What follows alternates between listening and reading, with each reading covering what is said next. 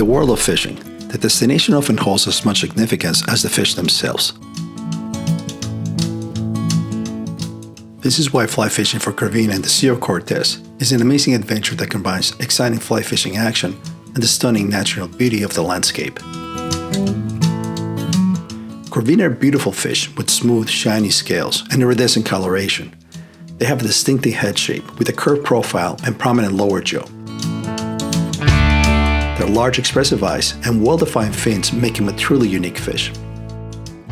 Corvina are aggressive predators and will strike well-presented fly patterns that often require accurate fly presentation. With their powerful runs and acrobatic leaps, they are the perfect game fish for fly fishers. Join me in this trip to remote locations along the Sea of Cortez in the northern state of Sonora, Mexico.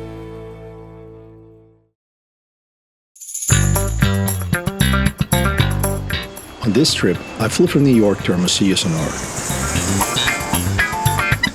My day started pretty early at JFK, one of the busiest airports in the world. Flying out of here is always a process, but luckily, security lines weren't too bad and I got through quickly for an on-time departure. Check your carry-on baggage for firearms and other prohibited items. After a brief layover in Phoenix, I boarded a smaller plane for the final leg of my trip. A short flight to my destination.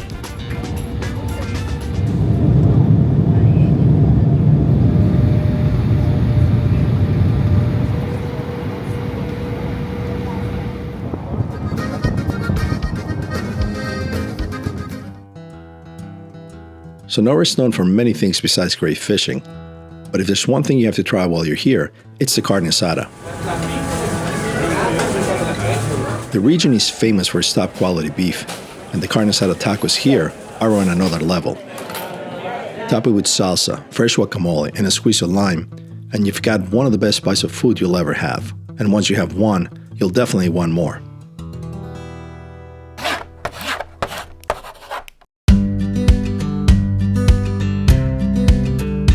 On our first day, conditions weren't ideal. We almost had to cancel a fishing trip. The wind was too strong to get in the water, so we fished a spot that offers some protection. It wasn't the perfect spot to target Curvinas, but at least we could still get our lines in the water. Hi folks, I'm Sergiodiaz. Today I'm fishing one of my favorite places to fish from, Sonora, Mexico. Behind me is the Sea of Cortez, which is a great place to practice fly fishing.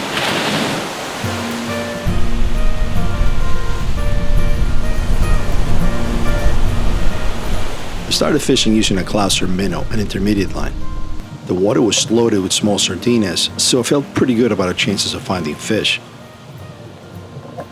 And shortly after my first cast, I came tied with a pretty feisty fish.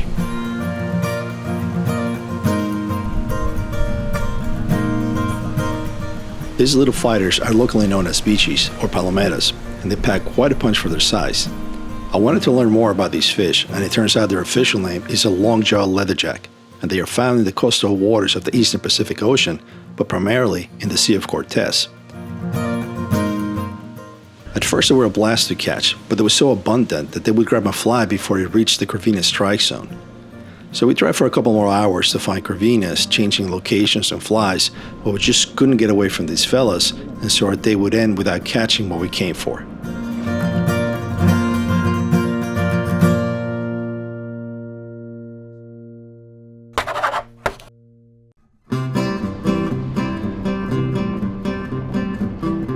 The next day fishing conditions were perfect, so we set out for Punta Chueca. Punta Chueca is a coastal village along the Sea of Cortez, home to Los Seris, Comcac people, an indigenous group with a rich cultural heritage. The area is famous for its stunning beaches, crystal clear turquoise waters, and striking desert landscapes. This is also where we would meet our fishing guides.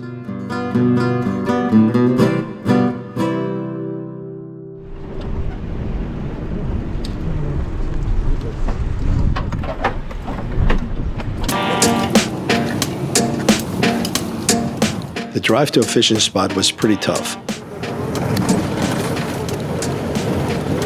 We made our way over bouncy off-road terrain, which was pretty hard at times.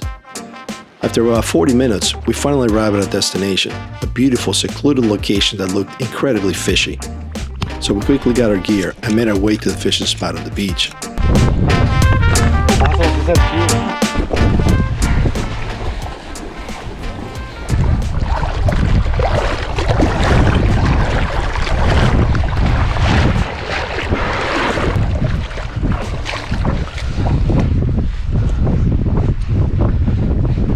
As soon as we arrived, the bite was on, and I could see the guys on spinning rods already hooked up with some pretty nice Corvinas, which of course made it harder for me to get my setup ready and start casting.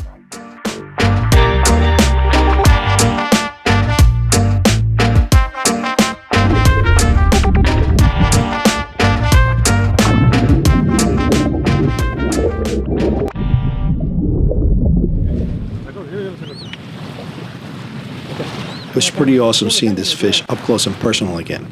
So after a quick picture, we released this fish to fight another day.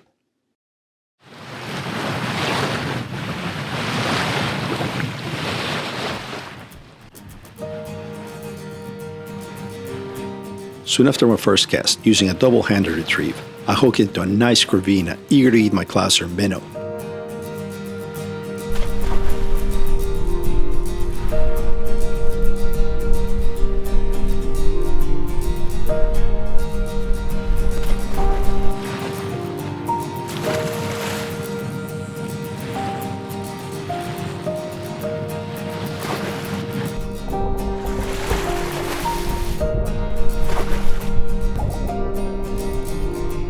These fish are strong fighters and will test your gear, so played it carefully to avoid losing it. And after a couple of minutes, I was so happy to land my first Corvina of the day.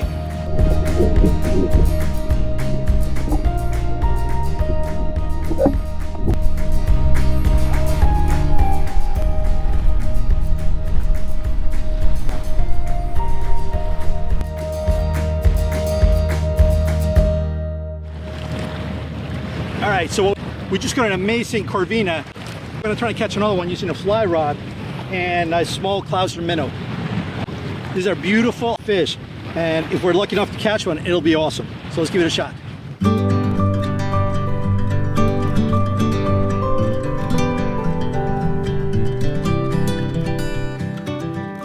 The key to getting a strike from these fish in this sandy bottom was making a long cast, letting my fly sink close to the bottom and start retrieving it.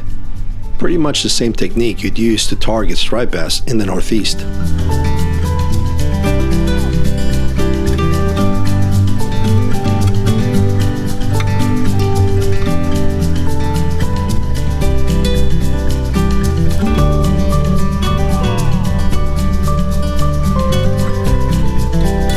I was truly grateful for the chance to catch and release those beautiful fish.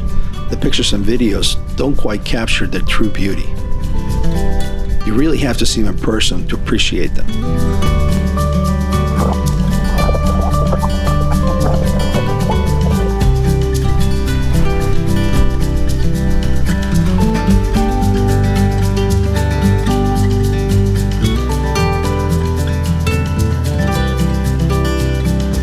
We caught more fish until sunset, and the drive back felt pretty quick as we chatted about the amazing fishery we had experienced that day.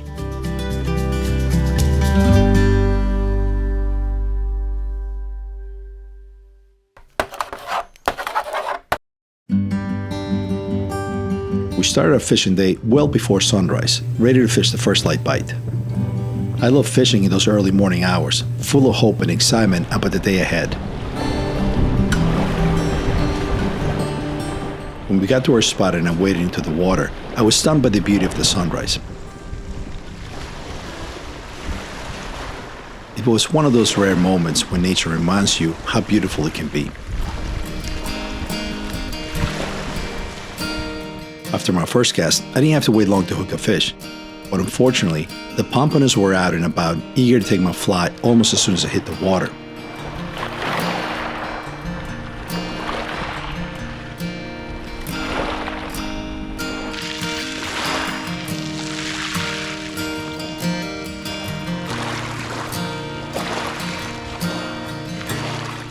Every time I hooked one of these guys, I was surprised by their strength. It's amazing how such a small fish can be so aggressive and put up such a good fight.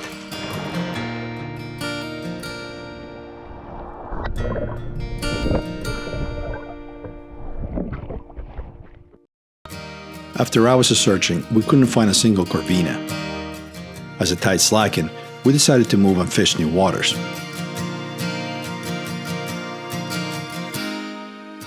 Along the way, I stopped to capture some of the stunning views. There's something truly magical about the desert mountains and the sea that make this place unforgettable.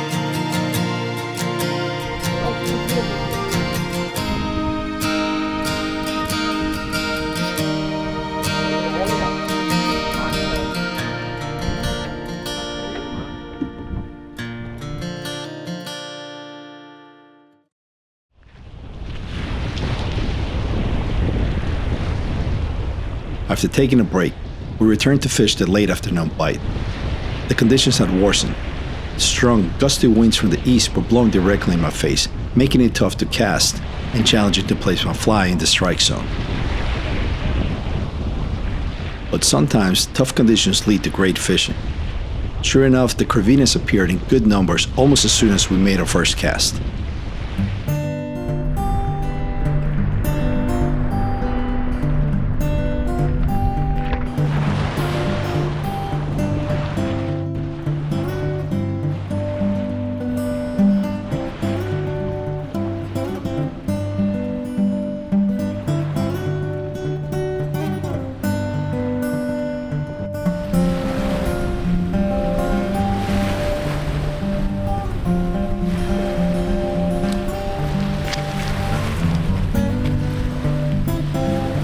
This afternoon, if you could place a fly 40 to 50 feet in front of you and get the classer down before the current pushed it back to shore, you'd have a fish.